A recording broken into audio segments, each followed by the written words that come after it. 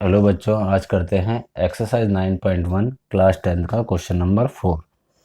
The angle of elevation of the top of a tower from a point on the ground which is 30 metre away from the foot of the tower. एक tower है यहाँ पर, ठीक है। ये मान लो एक टावर है, ठीक। ये टावर दिया हुआ है यहाँ पर एक, ठीक। अब इस टावर का the angle of elevation of the top of a tower from a point on the ground. यहाँ पे ग्राउंड से एक पॉइंट है, ठीक। यहाँ पर एक, यहाँ से जो एंगल ऑफ एलिवेशन बन रहा है, एंगल ऑफ एलिवेशन वो कितना बन रहा है, 30 डिग्री। यहाँ से 30 डिग्री का एंगल बन रहा है, ठीक है। 30 which is 30 metre away from the foot of the tower. Foot of the tower ये है, ए मान लो फुट ऑफ द टावर है और ए भी टावर है, ठीक है। यहाँ पर सी जो है, सी से एक एंगल बन रहा है 30 डिग्री का। Find the height of the tower. इस टावर की हाइट हमें निकालनी है, ठीक। तो 30 मीटर क्या दिया है, ये हमें AC दिया है। तो यहाँ पर सॉल्यूशन देखते हैं कैसे होगा। ये सॉल्यूशन करते हैं इसका। तो क्या दिया है हमें, यहाँ पर AC दिया है। AC हमें 30 मीटर गिवन है, ठीक है। AB क्या है, हाइट ऑफ द टावर है, हाइट ऑफ टावर, ठीक है। AB height of the tower है और एंगल C हमारा एलिवेशन एंगल है, जो यहाँ से हमें यहाँ पे देख रहा है, ठीक। तो हमें क्या निकालना है, हमें निकालना है परपेंडिकुलर। अब देखो यहाँ पर परपेंडिकुलर और बेस, बेस हमें दे रखा है, हमें परपेंडिकुलर निकालना है। तो परपेंडिकुलर और बेस में रिलेशन बन रहा है ना, तो यहाँ पर हमारा क्या हो जाएगा, ये हो जाएगा 10-30 डिग्री, ठीक है ना। 10-30 डिग्री क्या हो जाएगा, परपेंडिकुलर अपॉन में base means A B upon में AC, ठीक है। टेन थीटा क्या, जो टेन थीटा होता है एंगल होता है, वो होता है AB अपॉन में AC। तो यहाँ पर हमने ये लिख दिया। अब यहाँ पर 10-30 हम रखेंगे 10-30। अब इसमें हाइट क्या है, परपेंडिकुलर क्या है, AB है, तो यहाँ पर AB रख दिया और AB अपॉन में AC रख दिया। अब 10-30 की वैल्यू हमें सबसे ज़्यादा ज़रूरी होता है। 10-30 की वैल्यू या किसी भी एंगल, जो एंगल दिया है उसकी वैल्यू पता होनी चाहिए। तो 1/√3, ठीक है। AB दे रखा है, AB हमें यहाँ पे गिवन नहीं है, ठीक है ना। और AC गिवन है कितना, 30 मीटर। तो यहाँ से यहाँ मल्टीप्लाई कर दिया, ये 30 यहाँ मल्टीप्लाई हो जाएगा ना 1 के साथ। तो 1 × 30 अपॉन में √3 इक्वल टू AB यहीं अपनी जगह पे रहेगा, ठीक है। तो ये हो जाएगा 30 अपॉन में √3 इक्वल टू AB, ठीक है ना। अब AB हमारे पास आ गया 30 √3।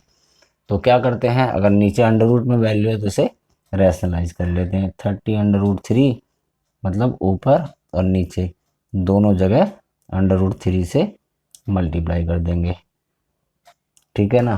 तो ये क्या आ जाएगा, ये हो जाएगा 30 अपॉन में √3 और √3 मल्टीप्लाई होकर 3 बन गए इक्वल टू AB।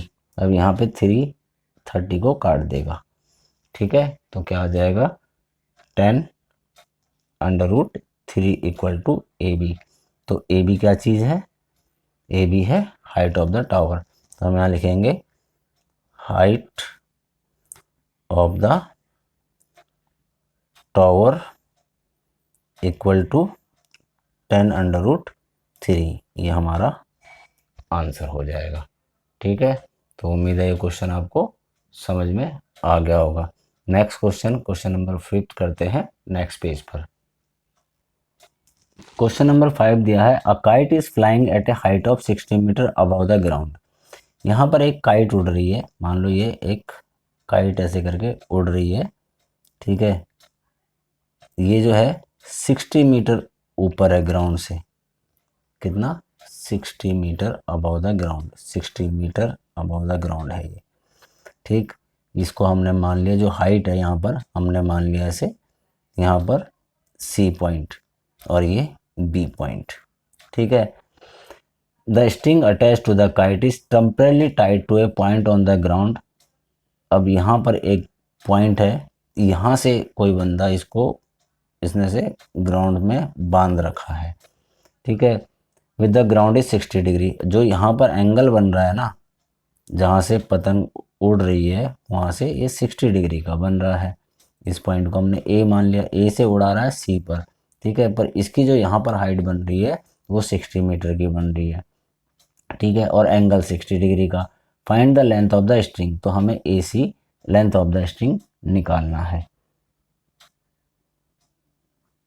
और इसने बोला अज्यूम करो कि यहाँ पर कोई स्लैक नहीं है, मतलब कोई भी ये लटक नहीं रहा धागा, सीधा स्ट्रेट है, बिल्कुल स्ट्रेट है। तो एंगल ऑफ एलिवेशन क्या बन रहा है यहाँ पे 60 डिग्री। ठीक है। और ए बी हमें यहाँ पर गिवन नहीं है, पर बी सी हाइट गिवन है, हमें निकालना है स्ट्रिंग की। तो लेंथ ऑफ स्ट्रिंग हमें निकालना है, let length of string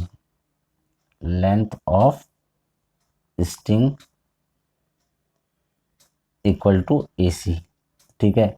height of the kite, यहाँ पर हाइट ऑफ द काइट जो कि परपेंडिकुलर है वो BC है और वो 60 मीटर है।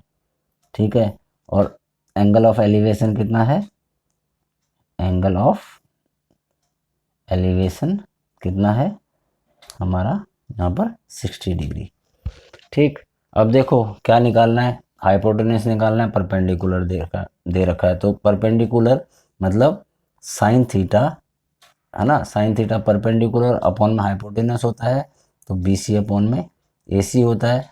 तो हमें रिलेशन ढूंढना है कि ये दो, अगर हमें दो साइडें हैं तो किसका हमारा रिलेशन निकल जाएगा। तो यहाँ पे साइन का निकल रहा है। अब हमने क्या है, जो थीटा एंगल है वो कितना है 60 डिग्री। तो यहाँ पर क्या रख देंगे, यहाँ ये हो गया राइट एंगल ट्रायंगल, तो हम यहाँ पे लिख देंगे in right angle triangle ABC। ठीक है। साइन 60 डिग्री, थीटा कितना है 60 degree, equal to BC upon में AC हमने रख दिया। अब साइन 60 डिग्री की वैल्यू हमें पता होनी चाहिए, तो हम वहाँ पे पुट कर देंगे √3/2, है ना। साइन 60 की वैल्यू कितनी होती है √3/2, ये चीज़ें हमें पता होनी चाहिए। ठीक है। √3/2 और BC कितना है 60 और AC गिवन नहीं है। अब इसको AC √3 से मल्टीप्लाई हो जाएगा, है ना, 60 × 2 हो जाएगा। ठीक। अब AC अपनी जगह में रहेगा और ये 60 × 2 कितना हो गया 120 अपॉन में √3। अब हम इसे क्या करेंगे, रैशनलाइज कर लेंगे। AC इक्वल टू 120 मतलब √3 से बोथ ऊपर और नीचे मल्टीप्लाई कर देंगे। ठीक है। तो यहाँ पर ये क्या हो जाएगा, AC इक्वल टू 120 √3 आपस में मल्टीप्लाई होकर 3 बन गया। इसे काट देंगे तो ये कितना आ गया 40, मतलब 40 √3 हो गया। AC क्या है, AC इक्वल टू 40 √3। अब ये क्या चीज़ है, ये है length of the string. So length of string equal to 40 √3 which is AC। ठीक है ना। ये हम इसके आंसर इस तरह से करेंगे। तो यहाँ पर हमारा क्वेश्चन नंबर 5 खत्म हुआ।